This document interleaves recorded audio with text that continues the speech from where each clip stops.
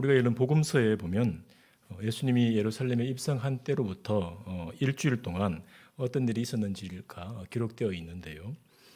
교회는 고난주간을 지나는 동안 복음서에 기록된 요일별 사건들을 묵상하면서 고난주간을 보냅니다.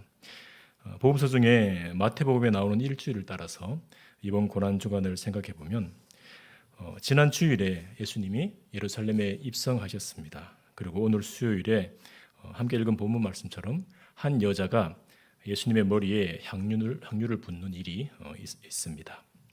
그리고 예수님의 제자 가룟 유다에 의해서 팔리는, 다시 말해 가룟 유다가 대제사장들에게 은 30을 받고 예수님을 넘겨주기로 작정한 날이기도 합니다.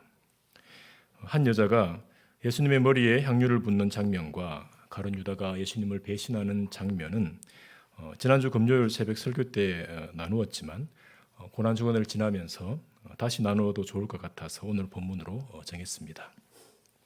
오늘 말씀을 통해 십자가를 향해 가시는 주님을 다시 한번 우리 삶에서 가장 귀하신 분으로 모시기를 소망합니다. 오늘 본문에 나오는 장면은 참 귀하고 훈훈한 장면입니다. 그에 비해 이 일 전후에 기록되어 있는 일은 답답하고 화가 나는 일들입니다. 오늘 본문의 전문맥과 후문맥을 보시면 전문맥인 26장 1절 2절에 이렇게 기록되어 있습니다. 예수께서 이 말씀을 다 마치시고 제자들에게 이르시되 너희가 아는 바와 같이 이틀이 지나면 유월절이라 인자가 십자가에 못 박히기 위하여 팔리리라 하시더라. 예수님은 제자들에게 3번씩이나 죽으심과 부활에 대해 말씀하셨는데요. 십자가를 이틀 앞둔 이때에 이틀이 지나면 유월절이라 인자가 십자가에 못 박히기 위하여 팔리리라 하고 다시 한번 말씀하십니다. 그렇게 예수님이 제자들에게 십자가 죽음에 대해 말씀하실 때 대제사장들과 백성의 장로들 또한 예수님의 죽음을 말하는데요. 흉계를 꾸며서 잡아 죽이려고 의논합니다.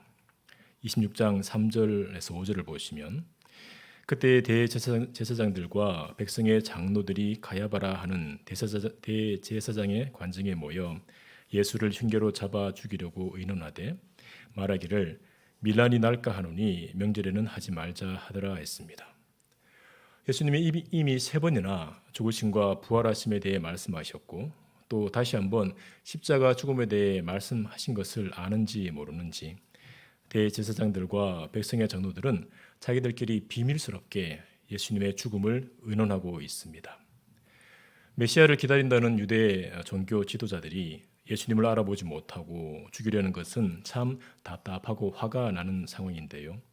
더 답답한 상황이 오늘 본문의 후문맥에 나옵니다.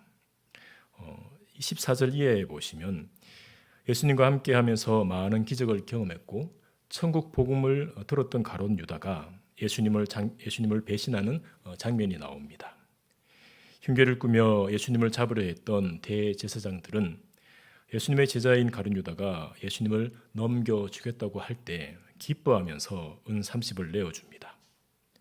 이렇게 예수님 주위에서 답답하고 화가 나는 일들이 일어나서인지 오늘 본문에 나오는 이름 없는 한 여자가 한 일은 더 귀하게 여겨지는 것 같습니다.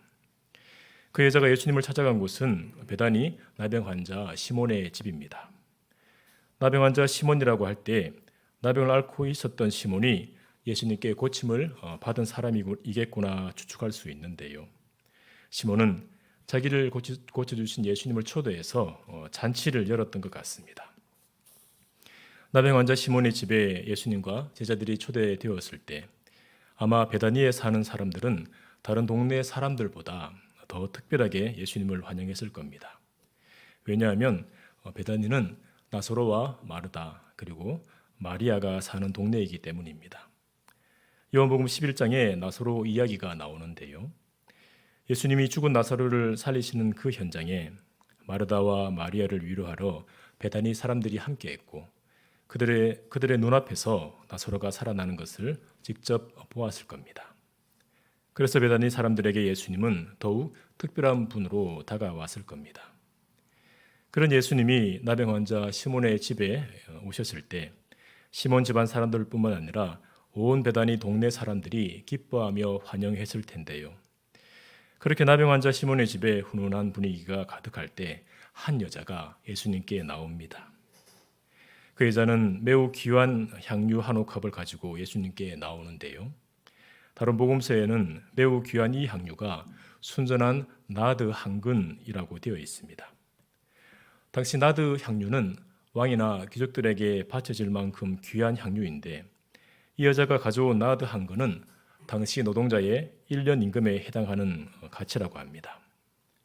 이 당시와 오늘날의 임금을 그대로 비교하기는 조금 애매하지만 오늘날 1년치 임금으로 살 수 있는 것들을 생각해 보면 여자가 가져온 향유 한 옥합은 손에 들고 옮기기도 조심스러울 만큼 값비싼 물건입니다. 그런 귀한 향유인데 그 여자는 유대 풍습을 따라 비스듬하게 기대어서 식사하시는 예수님께 다가가서 향유 옥합에 밀봉을 깨뜨려 예수님의 머리에 붓습니다. 여자가 몇 방울만 부은 것이 아니라 그 향기가 온 집안에 가득할 만큼 통째로 부은 것 같습니다.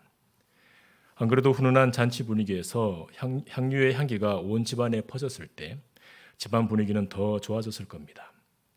그런데 집안을 향기로 가득 채운 여인을 무안하게 만든 사람들이 있습니다.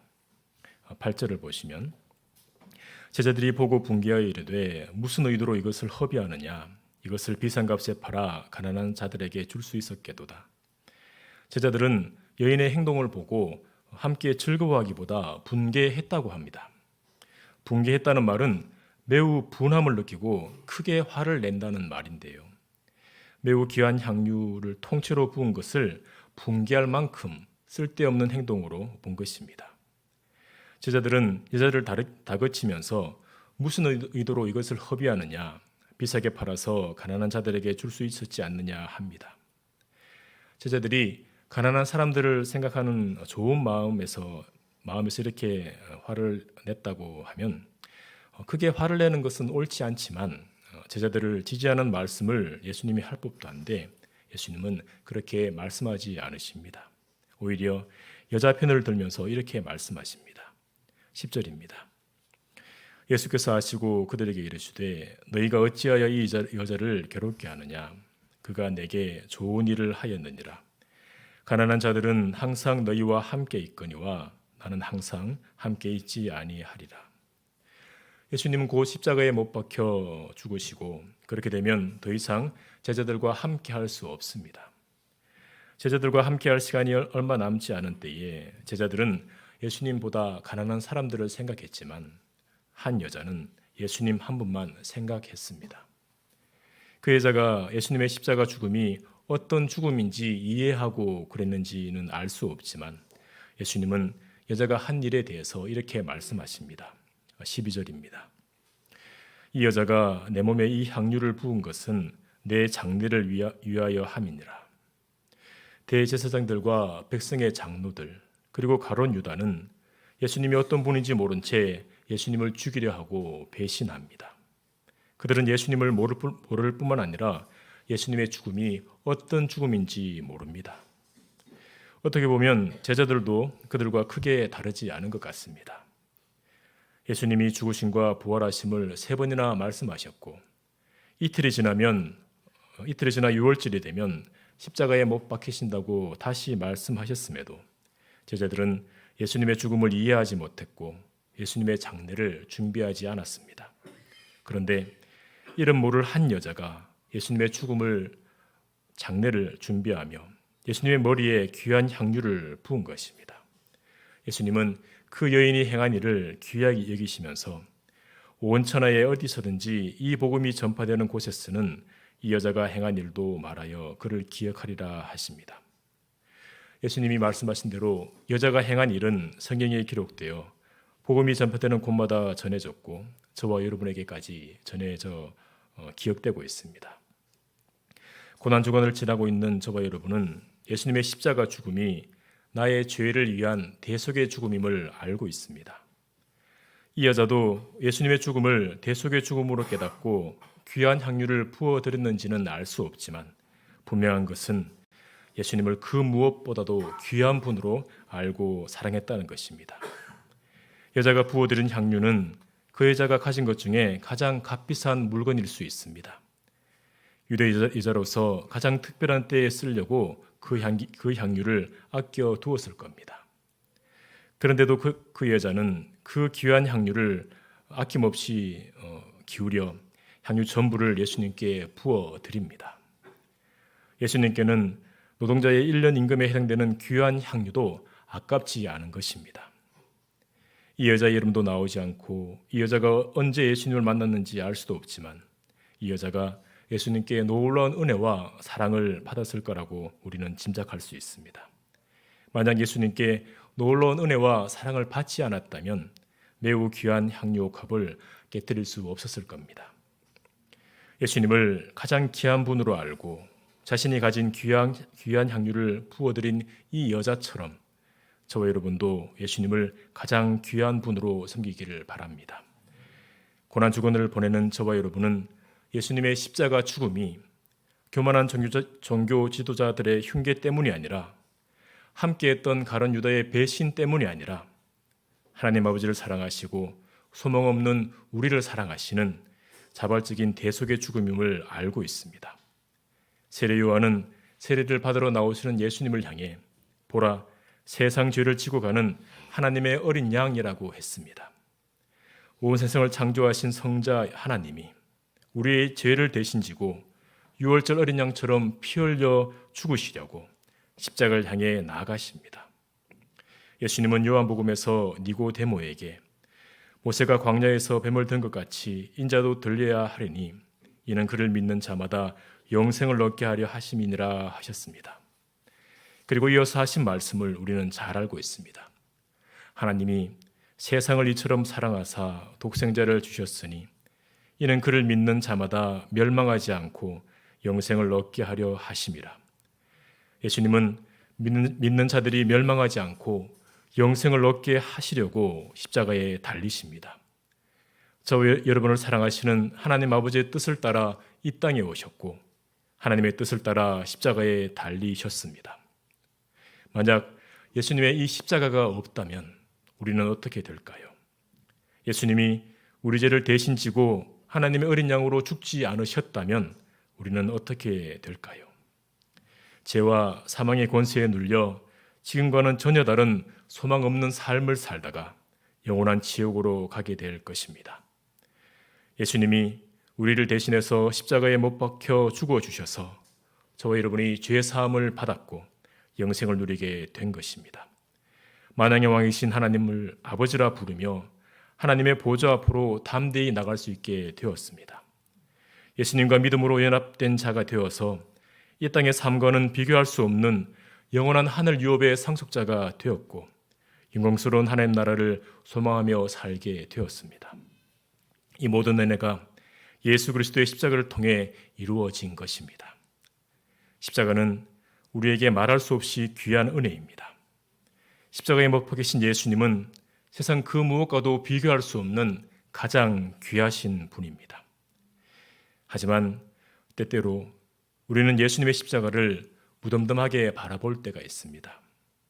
십자가에 못 박히신 예수님의 고통에 무덤덤할 때가 있습니다.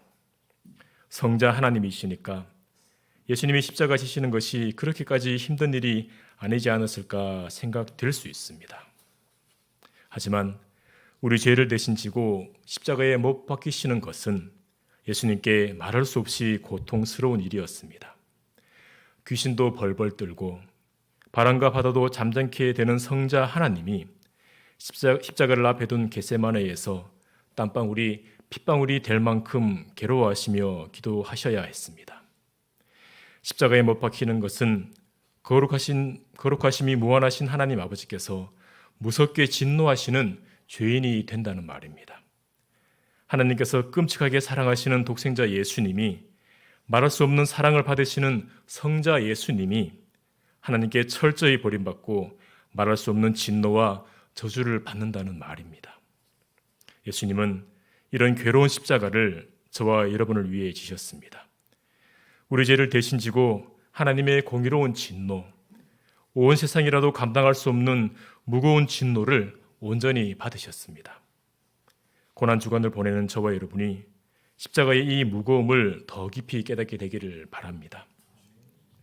고난주간을 지나면서 예수님의 십자가 고난을 묵상하는 것은 어쩌면 저와 여러분에게 익숙한 일일 수 있습니다. 신앙의 연수만큼 고난주간을 지나셨을 것이고 예수님의 십자가에 대해 들어오셨을 것입니다. 하지만 그럼에도 불구하고 이 고난주간을 지나면서 예수님의 십자가가 우리에게 더욱더 가까이 다가오면 좋겠습니다. 사도 바울은 갈라디아에서 이렇게 고백했습니다. 그러나 내게는 우리 주 예수 그리스도의 십자가 외에 결코 자랑할 것이 없다. 사도 바울의 이 고백이 저와 여러분의 고백이 되기를 소망합니다.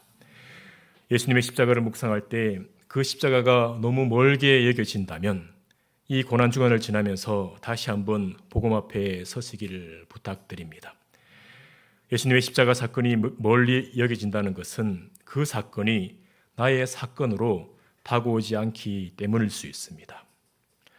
나의 사건으로 다가온다는 것을 우리에게 조금은 익숙할 수 있는 IMF 사태로 한번 예를 들어보겠습니다. 수요 예배 오신 분들은 대부분 IMF를 겪어본 세대들입니다. 나라 경제가 점점 어려워지는 현실을 보면서 IMF 사태가 다시 생길 수 있다 하면 겪어본 세대는 어제 겪은 것처럼 긴장할 수밖에 없습니다. 하지만 겪어보지 않은 세대는 그렇게까지 긴장하지 않을 것입니다. 그 이유는 IMF 사태가 나의 이야기가 아니라 남의 이야기이기 때문입니다. 그 사태를 지나오면서 힘들어 본 세대에게는 IMF 사태가 자신의 사건이고 자신의 이야기입니다. 자신의 이야기가 되면 마음가짐이 달라질 수밖에 없습니다. 행여 예수님의 십자가 사건이 멀리 여겨진다면 예수님의 십자가가 나의 십자가로 다가오는지, 내가 우리 주 예수 그리스도의 십자가만 자랑하고 있는지를 돌아보면 좋겠습니다.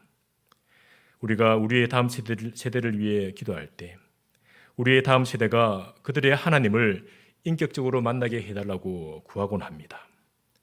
부모님들의 하나님, 부모님들의 십자가가 아니라 나의 하나님, 나의 십자가로 만나게 해달라고 우리가 구합니다. 예수 그리스도의 십자가가 나의 자랑이 되도록, 예수 그리스도의 십자가가 나의 십자가가 되어 예수 그리스도를 세상에서 가장 귀한 분으로 섬기며 사랑하는 우리가 되기를 소망합니다. 오늘은 십자가를 앞둔 예수님께 향유를 부어드린 한 여자에 대해 살펴보았습니다. 우리는 그 여자의 이름도 그 여자가 어떤 은혜를 받았는지도 자세히 알 수 없습니다. 하지만 그 여자가 예수님을 얼마나 귀한 분으로 여기며 사랑했는지는 알 수 있습니다. 저와 여러분은 예수님의 십자가 죽음을 통해 예수님이 얼마나 귀한 분인지를 이미 알고 있습니다. 고난주간을 지나 매일의 삶 가운데 우리 주 예수 그리스도를 더욱 사랑하며 가장 귀하신 분으로 섬기기를 소망합니다. 요한의 아들 시몬에게 네가 나를 사랑하느냐 물으셨던 그 예수님은 저와 여러분에게도 네가 나를 사랑하느냐, 너를 대신해서 십자가를 진 나를 사랑하느냐 물으실 수 있습니다. 예수님의 그 물음에 주님을 사랑한다고, 세상에서 가장 귀하신 분이 예수님이라고 어린아이처럼 담대히 고백하는 우리 모두가 되기를 소망합니다.